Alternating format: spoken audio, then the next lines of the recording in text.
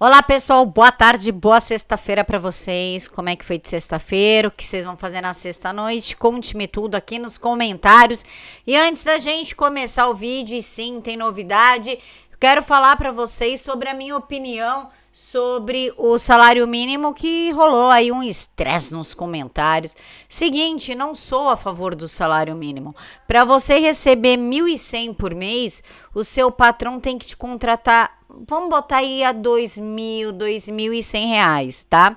Isso impede o crescimento de pequenas empresas e das iniciativas privadas. Agora imagina que maravilha!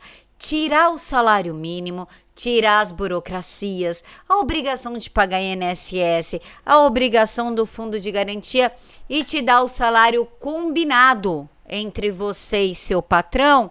E você faz o que você bem entender. Se você quiser guardar 30% do seu salário para sua aposentadoria, você guarda. Se você quiser gastar tudo, você gasta.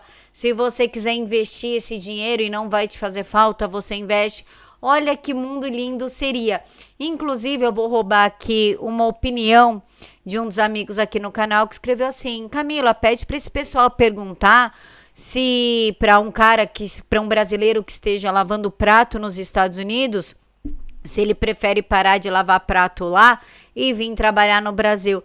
Lógico que não, porque ele lava prato lá, mas ele tem um carro dele, ele paga o aluguel dele, tranquilo, sem maiores problemas. O grande problema é que o brasileiro foi treinado, criado para acreditar no Estado paternalista que vai cuidar, que vai pensar na sua aposentadoria, que vai pensar no seu fundo de garantia. Imagina que sensacional se você vira para o seu patrão e fala: não quero férias, eu quero trabalhar. Imagina que legal para o seu patrão não ter que pagar as férias. Sim, esse é o correto, ele não é obrigado a pagar se você não está trabalhando. Mas segundo a CLT, ele é obrigado. Agora, se vocês combinam 1.100 e somente isso, ao invés dele ter que gastar o dobro com burocracia do Estado, se ele possa contratar uma outra pessoa, a empresa dele cresce, o desemprego diminui e todo mundo tira vantagem.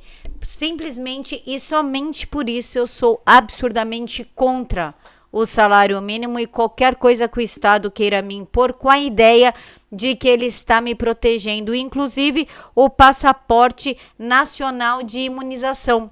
Os senadores, congressistas, enfim, os parlamentares estão falando que você não sabe cuidar da sua saúde e, portanto, ele vai te obrigar a tomar vacina. E como é que ele vai te obrigar a tomar vacina? Colocando o passaporte nacional de imunização e segurança sanitária.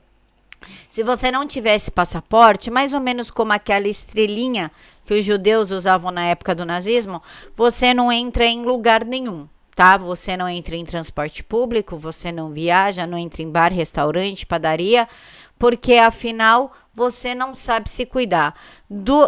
Duas dúvidas aqui. Primeiro, se a Coronavac não é aceita nem nos Estados Unidos e nem na União Europeia, para que eu vou tomar então se eu não vou poder viajar de qualquer jeito, tomando ou não tomando? Claro que eu não tenho nenhuma intenção e nem financeiro para sair do Brasil, mas é um exemplo, tá? E quem é o Estado para definir o modo de vida que eu tenho? Cadê a história do meu corpo e minhas regras? Não existe, né?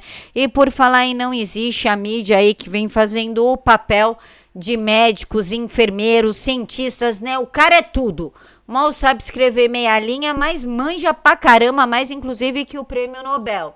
E a fabricante da ivermectina, cansada de inventarem coisas sobre o remédio, de detratarem o remédio que é usado aí mais de 70 anos, inclusive é o primeiro remédio no mundo a ganhar um prêmio.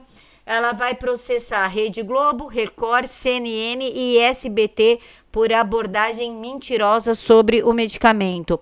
Existem evidências pelo mundo de que há ação viral. Inclusive, ela é extremamente usada na África e o Japão parece que está começando a usar ivermectina para combater a peste chinesa. E por falar em peste chinesa, vamos falar de Cátia Abreu. Cátia Abreu tentou cutucar a Bia Kicis no Twitter e a Bia Kicis, ela não deixa barato, ela é muito sagaz, querendo ou não, você gostando ou não da Bia Kicis, ela é extremamente sagaz e ela deu uma resposta que eu acho que a Cátia Abreu está tentando compreender até agora, absorver para conseguir responder na mesma altura da Bia Kicis, e eu acho muito difícil.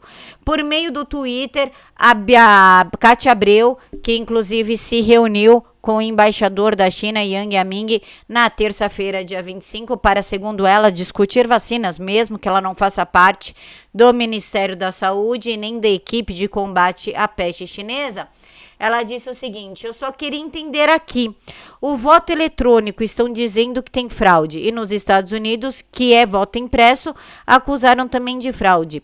Qual é a boa então, gente? Me diz aí, pelo amor de Deus. E ela ainda complementou, porque não basta passar vergonha numa linha, tem que passar em duas. Eu nunca tinha visto um vitorioso dizer que as eleições foram fraudadas. Já vi derrotados fazerem isso. A situação tá de vaca não reconhecer bezerro, tuitou. Primeiro lugar, que as eleições nos Estados Unidos não é por voto impresso, é por papel. E os lugares que ocorreram as fraudes, coincidentemente, foram com urnas eletrônicas e voto pelo correio. Ô mula. Mas a Bia Kicis não deixou barato. Claro que não. Ela disse o seguinte: esqueça as vacas e bezerros. Vamos usar algo que só os humanos têm: a capacidade de pensar. Alguns não têm, Bia Kicis. A transparência nas eleições beneficia quem vence e traz paz social, e muito mais legitimidade ao vencedor, e ao perdedor traz a certeza de que não foi garfado. Bom para todos. Quem pode temer? Quem pode temer é quem tem relações escusas e, no mínimo, estranhas com a China. É esse povo que pode temer, porque onde tem China, tem manipulação, sim, das eleições, tá, pessoal? Isso ocorreu em diversos lugares do mundo onde esteve, estranhamente, o Yaming. Vamos falar de uma cristã que foi impedida de adotar uma criança, e eu duvido que vocês adivinhem. Vou contar até 3. 1, 2, 3. Por ser cristã. Quem acertou aí, deixa para mim nos comentários. Evangelista gaúcha é reprovada em processo de adoção por ser cristã, porque por conta das crenças religiosas desqualificaram ela, desacreditaram para ter uma criança adequadamente. E o que eles entenderam isso? Que caso o filho dela seja homossexual, ela pode oprimir e reprimir esta criança. E qual que é a justificativa? Nossa, mas desqualificaram ela por conta disso? Sim, porque na verdade ela era homossexual, Juliana Ferron. Ela fala das suas experiências nas redes sociais e ela escreveu um livro falando: cansei de ser gay. Ela foi por 12 anos homossexual, os 2 últimos. Ela começou a tomar hormônio para se tornar trans e ela percebeu que isso não era para ela, não era dela, não era o correto. E aí ela fez a reversão e quis adotar uma criança, mas segundo assistente social e psicóloga, não. Ela não presta. Quem presta é o cara que vai colocar peruquinha na criança para fingir que é menininho ou menininha. É aquele que vai botar roupinha de menininho, menininho, menininho, menininho. E por aí vai. Ela, na habilitação de teóloga, né, que ela se tornou teóloga, ela não pôde. Entreguei toda a documentação, fiz o curso mês passado, abril, estava então aguardando a sentença de habilitação. Me daria a oportunidade de entrar e continuar para o cadastro de adoção. Nessa sexta-feira agora, dia 21, veio a sentença por escrito, que eu fui avaliada por uma psicóloga e uma assistente social e eu fui reprovada para ser mãe adotiva. É tanta criança no mundo precisando de amor, de atenção, de entendimento, de um abraço, de um carinho. Bom, quem é mãe, quem é pai sabe do que eu tô falando. Quem é vovó, tia, enfim, sabe disso. E aí, quando aparece uma mulher querendo adotar, o que não é muito comum, tá?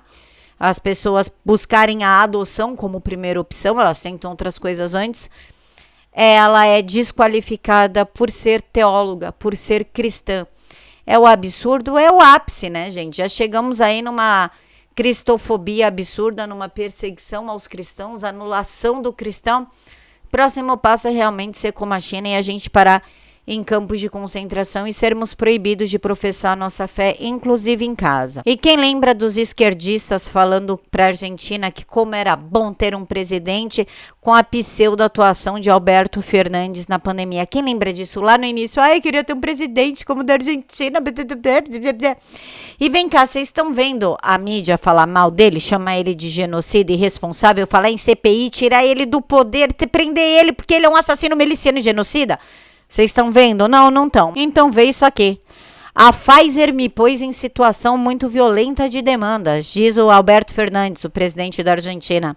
Estão me pedindo coisas excessivas. Por fim, ele, que foi um dos primeiros a fechar contratos com a Pfizer, não pegou a Pfizer. Então, a Argentina, por enquanto, só tem a Sputnik V e uma baixíssima taxa de vacinação. Vocês estão vendo aí a CNN chorar, a Globo, Época, chama ele de genocida.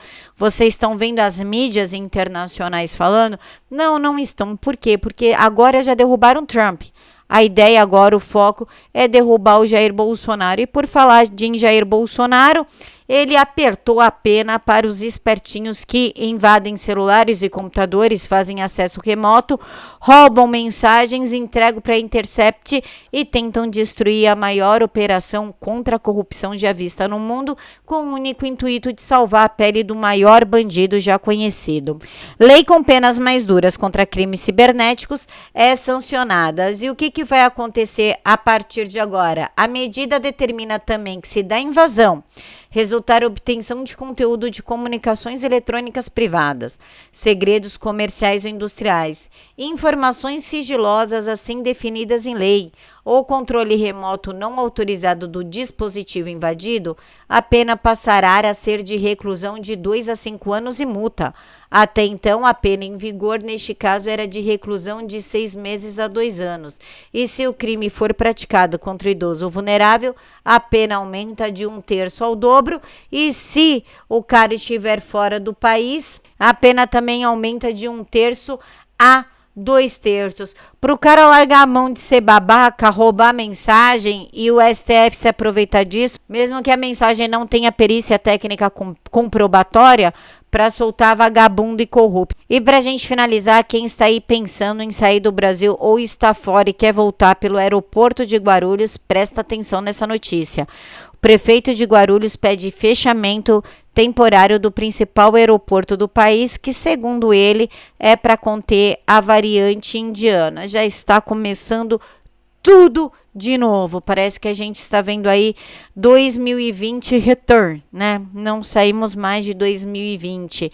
Agora eles vão fechar aeroporto contra a variante indiana, porque já chegou no Brasil, porque veio com cara de 32 anos e começou em São Paulo. Olha que interessante.